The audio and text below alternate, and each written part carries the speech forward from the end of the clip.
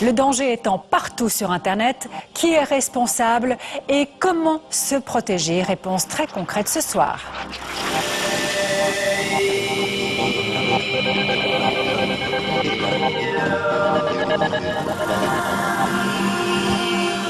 Internet est une gigantesque toile bien collante. Tout ce que vous y faites y reste, peut être détourné, voire espionné. D'ailleurs, sur Internet, vaste mémoire, vous retrouverez les aveux du général Alexander, le directeur de l'Agence américaine de sécurité nationale. Oui, son agence se servait des réseaux sociaux pour enrichir ses connaissances sur un suspect. La NSA, vous le savez, est au cœur d'une vaste polémique depuis les révélations d'Edward Snowden. Alors pour revenir à nous, consommateurs d'Internet, que ce soit sur notre ordinateur, notre tablette, notre téléphone portable, nous pouvons faire une foule de choses très pratiques, mais nous prenons aussi une foule de risques. Explication signée Bernard Genier et Jacqueline Dupuis. Installé en Belgique, spécialiste informatique chez Testachat, Philippe Lecoq imaginait, comme la plupart d'entre nous, que ses emails personnels étaient strictement privés. Surtout dans des circonstances pénibles touchant la santé d'un membre de sa famille. Contacté par Skype, il nous raconte sa désillusion. Bien, en fait, mon beau-père s'est trouvé pas très bien en fin d'année passée et il a été transporté à l'hôpital et la famille s'est relayée pour aller le voir et donner de ses nouvelles. Donc le soir, quand nous rentrions, tous les membres de la famille étaient au courant de ce qui s'était passé de la journée par une personne qui nous envoyait un email par Gmail. Au bout de quelques jours, ont commencé à apparaître des publicités ciblées concernant des maisons de repos, le choix d'une maison de repos et même un organisme qui se targuait de pouvoir trouver une maison de repos en cas de problème. Malheureusement, l'état de mon beau-père s'est vraiment empiré, donc les emails étaient de plus en plus alarmants et parlaient de plus en plus d'une issue fatale. Et à ce moment-là, on a vu apparaître presque immédiatement, dans les quelques jours qui ont suivi, des publicités pour des assistances funéraires, des assurances funéraires et d'autres choses, qui étaient vraiment extrêmement ciblées. Et je pense que c'est la première fois de ma vie que je me suis rendu compte qu'il y avait un ciblage tellement profond ou tellement affiné sur les emails. Comme des millions d'internautes, Philippe Lecoq venait de faire connaissance avec les mauvaises manières du système Google qui espionne chacun de ses utilisateurs. Un système moqué ouvertement par ses concurrents. C'est pas quelque chose qui est fait manuellement, hein. Ce sont des robots, c'est des machines qui vont analyser vos mails à la recherche de certains mots-clés pour vous proposer de la publicité, des annonces ciblées en fonction de qui vous êtes.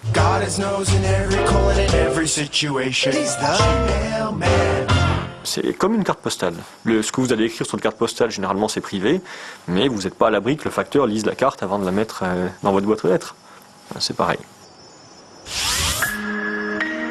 Et oui, rien n'est secret sur Internet, ni les courriers, ni surtout le détail de nos achats. Nous avons créé un site Internet fictif pour mieux comprendre comment notre comportement est exploité par les entreprises. Lors de ce test, notre expert en sécurité multiplie les visites sur les mêmes pages. Et en fait, ce qu'on constate, c'est que les prix ont changé par rapport à la première fois et les prix ont été revus à la baisse. C'est quelque chose qui pourrait être parfaitement intéressant pour attirer un client qui a encore un doute par rapport à l'achat de cette clé. Voilà ce que voit le site en fait sur lequel je me connecte. Ça, c'est ce qu'on appelle les logs. Les logs, c'est le système d'exploitation d'un site commercial enregistre à notre insu toute une série de données, notamment le lieu où est installé notre ordinateur. Donc, sur la base de ces informations, qu'est-ce que l'exploitant du site va pouvoir faire? Il va clairement pouvoir adapter son offre en fonction de la personne ou du groupe de personnes qui se connectent sur le site. Donc en fonction de l'endroit d'où se connecte la personne, en fonction des informations stockées sur des fichiers sur la machine des clients, des petits fichiers qu'on appelle des cookies et qui vont stocker par exemple le nombre de fois où je me suis connecté sur le site, le vendeur va pouvoir adapter son offre. Il va pouvoir dire par exemple, les Suisses sont probablement un petit peu plus riches, je vais pouvoir gonfler un petit peu mes prix. Une exploitation aussi sophistiquée de notre vie privée est-elle vraiment légale? Nous demandons les conseils d'un avocat spécialisé dans les litiges sur Internet. Si ces conditions générales ne sont pas trop obscures et qu'il est assez clairement indiqué que vous consentez à la divulgation d'informations et à la réutilisation de ces informations, eh bien vous êtes démunis parce qu'on va s'appuyer sur votre consentement, même s'il n'était pas totalement éclairé, pour pouvoir réutiliser ces informations. On n'est pas ici dans une situation où la loi ne protège pas le consommateur. On est dans une situation où la marge de manœuvre laissée par la loi est utilisée à son maximum.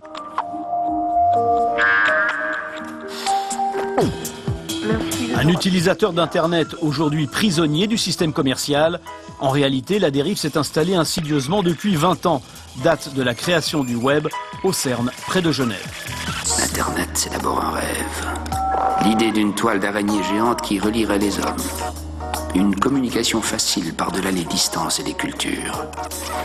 À la base, Internet, c'est un outil d'échange, principalement pour les chercheurs et les universités. Aujourd'hui, Internet, c'est de plus en plus un outil commercial. Donc quand il y a un service gratuit sur Internet, il y a probablement quelque chose de commercial quand même derrière. La publicité, bref, il faut que les sociétés qui vivent d'Internet puissent gagner leur vie. Aujourd'hui, le mot gratuit, il faut le bannir de notre langage. C'est-à-dire qu'aucun service n'est gratuit à proprement parler. C'est un système de troc. On échange contre un accès non payant des données de comportement. C'est-à-dire que tout ce qu'on va faire sur un site va être observé, monitoré, mis dans une base de données. Et en échange de ces types d'informations, on va nous offrir l'accès à la plateforme en question. Mais le consommateur d'Internet peut-il vraiment se plaindre de l'exploitation des informations personnelles qu'il laisse traîner librement et bien imprudemment sur le réseau? Beaucoup de ces consommateurs ne sont pas très cohérents et peuvent parfois être considérés comme des victimes consentantes ou des complices de ce qu'on nous offre, puisqu'ils réclament une facilité d'utilisation, une gratuité de la plupart des services et un respect absolu des conditions d'utilisation de leur vie privée. Si la loi n'est pas favorable aux utilisateurs, il est tout de même possible de se protéger assez facilement de l'exploitation commerciale de nos données. On peut restreindre le type d'information et le volume d'informations qu'on va donner à ces prestataires commerciaux en maîtrisant les paramètres des différentes plateformes et en installant sur son navigateur un certain nombre d'extensions qui vont elles-mêmes travailler dans ce sens, c'est-à-dire à réduire notre ouverture publicitaire et à envoyer le moins possible d'informations concernant notre comportement, les sites qu'on visite, combien de fois on les visite, à quelle heure, quelles pages on voit, quels articles on voit, etc. Là, je vais prendre la rubrique d'actualité de Google et je vais me rendre sur... Exemple avec l'application Ghostery qui révèle et permet de bloquer les trackers, c'est-à-dire les systèmes cachés de pistage publicitaire qui enregistrent nos actions sur la toile. Donc je pourrais débloquer chacun de ces trackers. Il y en a certains qui fournissent en fait une passerelle avec Facebook dans ce cas-là. Et celui qui souhaite limiter l'exploitation de ces données a théoriquement la possibilité d'interpeller directement les principaux acteurs d'Internet. Quand on a la possibilité de prendre la parole, il faut s'exprimer. Là aussi, pour montrer qu'on n'est pas d'accord. Parce que Facebook est coté en bourse, si tout le monde quitte Facebook ou plus personne ne l'utilise au mieux que de ce que Facebook aimerait, eh ben, ils vont forcément changer leur politique de traitement des données. Donc il y a un certain nombre d'éléments qu'on peut mettre en œuvre au niveau individuel, mais le premier, c'est la conscience de ces données. Un mouvement de protestation collective qui pourrait enfin démarrer 20 ans déjà après le démarrage d'Internet. Notre capacité d'action est immense. En revanche, sur notre ordinateur ou sur notre téléphone portable, Internet est devenu de plus en plus un outil commercial où vos faits et gestes électroniques sont repérés, agrégés pour dessiner votre profil de consommateur. Le cyberspace a des millions de portes d'entrée qu'il n'est pas facile de sécuriser efficacement. Par exemple, le mot de passe d'un iPhone 5, donc de la dernière génération, eh bien ce mot de passe peut être craqué en 15 secondes. Vous pouvez trouver d'ailleurs le truc sur Internet. Être victime d'un acte délictueux sur la toile, sur ces outils numériques, ça n'arrive pas qu'aux autres. Et regarde, c'est Louise et Philippe qui nous ont envoyé une photo de leur fils, petit Léon. Ah bah attends, j'ai une idée. Pour leur répondre, on va faire une photo. Avec ça. T'es belle. Hein? Oui, d'accord. Attention. En Suisse, nous sommes plus de 5 millions d'internautes connectés plusieurs heures par semaine, notamment sur les réseaux sociaux. Notre vie privée se trouve étalée en public et les abus sont fréquents. Signe que la maîtrise de notre nouvelle identité numérique est encore imparfaite. Aujourd'hui, chacun déjà a une perception qui lui est propre de sa sphère privée par rapport à ce qu'il est, ou ce qui est privé ou ce qui ne l'est pas. Donc chaque utilisateur doit être proactif, doit commencer à prendre le contrôle de cette vie virtuelle numérique par rapport aux données qu'il accepte d'échanger. La manière dont se protéger, c'est qu'on doit être vigilant par rapport à l'image qu'on dégage à travers Internet. Donc c'est pas du narcissisme que de temps en temps vérifier en mettant son prénom et son nom dans un moteur de recherche ou dans un réseau social tel que Facebook, Twitter ou autre, si quelqu'un est un homonyme ou éventuellement a usurpé son identité et de cette manière pouvoir essayer de commencer à intervenir. En effet, le danger est partout sur Internet. Attaques personnelles et diffamations, tentatives d'extorsion d'argent ou encore vol des données privées et usurpation d'identité. C'est le cauchemar qu'a vécu Béatrice Guelpa. J'ai été cambriolée par exemple 2 fois chez moi où j'étais là pendant que je dormais. A priori, j'aurais dû avoir très peur. Alors, c'était pas très agréable, ça c'est sûr. Mais le sentiment d'avoir été violée dans une forme d'intimité, il était bien plus fort étrangement avec cette histoire informatique. Un jour, quelqu'un a réussi à prendre le contrôle de ses profils personnels pour solliciter l'ensemble de ses contacts. J'ai commencé à recevoir des dizaines et des dizaines de coups de téléphone de personnes qui me demandaient si j'étais bien à Londres et si j'avais bien perdu mon sac et j'avais bien besoin d'argent. Et donc, je me suis rendu compte assez vite que ma boîte mail avait été piratée. Et puis, en même temps, ils ont pris contrôle de ma page Facebook. Et donc, ce qui fait que quand les gens voulaient vérifier si vraiment j'étais à Londres et que j'avais besoin d'argent, ils me demandaient confirmation sur Facebook. Et puis, forcément, les gens qui avaient pris contrôle de Facebook répondaient que oui. Dans ce genre de situation, le premier réflexe est de se tourner vers la police. Mais du côté des autorités, il n'est pas facile d'intervenir avec efficacité. Le problème, c'est que le vol d'identité sur Internet n'existe pas dans le code pénal suisse. Donc c'est pas un délit en tant que tel. Par contre, il peut y avoir d'autres délits en lien avec l'utilisation de cette identité. Si par exemple, le délinquant va utiliser les données de la carte de crédit pour faire des commandes, ou alors il peut y avoir d'autres situations où, avec l'identité de la personne, le délinquant va commettre des délits. Dans ce cas précis, impossible de savoir si de l'argent a bien été soutiré à quelques contacts lointains, et Béatrice s'est retrouvée seule face à ces problèmes. C'est vraiment très désagréable d'avoir le sentiment de ne pas savoir contre qui on se bagarre. On n'a rien en face. On a Google, on a Yahoo, on a des hackers. Quand on n'est pas informaticien ou pas très doué dans le domaine, on se sent totalement impuissant. Alors, vous direz que c'est une vision peut-être un peu cynique du droit, mais personnellement, je ne compte pas sur ces prestataires pour gérer mes données personnelles, comme je ne compte pas forcément sur les tribunaux qui ont fort à faire par ailleurs sur d'autres cas qui sont peut-être considérés comme étant plus importants, pour faire respecter ce droit. Je suis le premier responsable de l'utilisation qui peut être faite de mes données. Est-ce que vous arrivez à identifier à quel moment vous avez peut-être fait une erreur? Non, je pense qu'une des grosses erreurs, c'est que le mot de passe est le même pour à peu près tout. Donc c'est peut-être une erreur de débutant. Mais sinon, non, je ne sais pas. Normalement, dans les bons usages, on devrait avoir un mot de passe différent pour chaque présence qu'on a sur Internet. Ce mot de passe devrait avoir une longueur d'environ 12 caractères, d'être composé avec un certain nombre de complexités, des majuscules, des minuscules, des chiffres, des caractères spéciaux éventuellement. Reste qu'il est parfaitement possible de se faire voler son mot de passe, en le montrant ouvertement, en le stockant imprudemment, mais aussi lors de l'utilisation d'un réseau Wi-Fi ouvert au public. En fait, quand vous vous connectez sur un Wi-Fi, il faut vous méfier des personnes qui peuvent elles aussi se connecter sur ce Wi-Fi.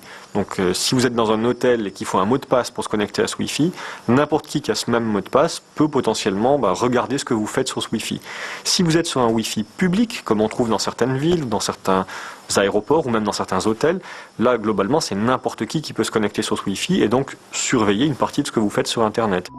Et les effets sont dévastateurs. Grâce à une application spéciale, un sniffer, le pirate va facilement récupérer les mots de passe, les numéros de carte bancaire et autres données privées affichées sur l'écran. Sur le site de l'émission, là, on voit effectivement, regardez ici, qu'il a fait une recherche sur Google. Alors c'est pas forcément ultra lisible comme ça, mais on voit qu'il a fait une recherche, on le voit là également, sur à bon entendeur, RTS. La réponse à ça, c'est d'utiliser de l'encryption. Donc par exemple, quand vous surfez sur Internet, de vous connecter sur des sites en HTTPS. Et là, les données sont cryptées, sont protégées. Elles ne peuvent pas facilement être lues par quelqu'un qui serait sur le même réseau. Salut chérie. Salut. Bah ça va pas, tu fais une drôle de tête. Dis-moi, t'as bien reçu les mots de passe que je t'ai envoyés par mail? Oui, j'ai tout reçu, mais j'ai pas eu le temps de passer à la banque. T'as pas eu le temps de passer à la banque? Non. Pourquoi? Il y a moins 5000 francs là, Moins 100 000 francs? sur le compte. Mais qu'est-ce qui s'est passé? Moi j'ai rien fait. Bah moi non plus. Bon bah il faut appeler la banque. Ah bah oui, là je crois qu'il y a que ça à faire. Hein. Un compte vidé par surprise, cette fois la situation est grave. L'ordinateur est peut-être infecté par un cheval de Troie. En toute discrétion, le pirate a carrément pris le contrôle de la machine. On s'en rend compte comment? Malheureusement, on s'en rend souvent compte par les effets que va avoir le cheval de Troie. Le fait que votre compte puisse être vidé sans que vous ayez rien fait, que votre carte bancaire soit utilisée sans que ce soit vous qui l'ayez utilisée. Si l'infection a correctement été faite, c'est assez difficile à détecter. À distance, le pirate pourra donc intervenir directement dans une session bancaire mal protégée pour effectuer en temps réel un virement sur un autre compte. Une fois que j'ai le mot de passe, après, je fais ce que je veux, oui. Puis de toute façon, du moment que vous avez lancé le cheval de Troie sur votre machine, j'ai les mêmes droits sur votre machine que ceux dont vous disposez. Généralement, c'est du bon sens. Il ne faut pas installer n'importe quoi sur sa machine. Si j'installe un programme sur ma machine, il faut que je sois sûr de ce que je vais installer sur ma machine. C'est-à-dire, j'installe des programmes d'éditeurs connus, d'éditeurs qui ont pignon sur rue. Je récupère ces programmes depuis des sources connues, c'est-à-dire idéalement le site de l'éditeur, le CD d'installation, mais bref, pas depuis une source dont je ne suis pas certain. Et puis en dernier, pour être ceinture plus bretelle, j'installe pas n'importe quoi sur ma machine, j'installe uniquement des programmes dont j'ai besoin. Si j'installe pas le dernier économiseur d'écran à la mode, faut se méfier de ce qui est trop beau. Les programmes gratuits, les programmes d'éditeurs inconnus, c'est souvent là qu'il y a un risque d'avoir un cheval de Troie. Son accès Internet sécurisé, il reste encore à protéger ses archives, photos, documents et autres trésors numériques personnels. Dans ce domaine, le cloud est à la mode. Ce système a remplacé les disques durs traditionnels. Désormais, nos informations sont stockées dans le nuage numérique, quelque part sur la toile. Je mets mes données sur le cloud, est-ce qu'elles sont en sécurité? Alors au niveau de la confidentialité, c'est peut-être là que vous avez le moins de garanties de sécurité, parce que vous ne savez pas où sont stockées les données, qui sont les administrateurs qui ont accès à ces données, qui peuvent y accéder, qui sont la police, dans quel pays est-ce que la police peut venir et demander à avoir accès à ces données-là. Donc au niveau de la confidentialité à votre vie privée, vous êtes beaucoup moins sûr que si vous aviez ça à la maison sur votre disque dur. Conscients du problème, les fournisseurs proposent des logiciels de cryptage tellement parfaits qu'aucun gouvernement, dit-on, n'est en mesure de les décoder. Avec le risque que ce cryptage incassable soit utilisé par les réseaux criminels. L'outil de cryptographie, lui, il ne sait pas ce qu'il est en train de chiffrer. Il ne peut pas chiffrer différemment si c'est quelque chose de méchant ou si c'est quelque chose de gentil. Donc si on utilise un outil pour lequel on n'a pas encore de moyen de le casser, que ce soit pour la photo d'un chat ou que ce soit pour un plan d'une bombe, dans les deux cas, on aurait pu retrouver les données. Aujourd'hui, il n'est donc plus possible de se contenter d'un simple mot de passe pour défendre ces données. C'est un ensemble de mesures de sécurité qu'il faut mettre en place pour protéger sa vie numérique.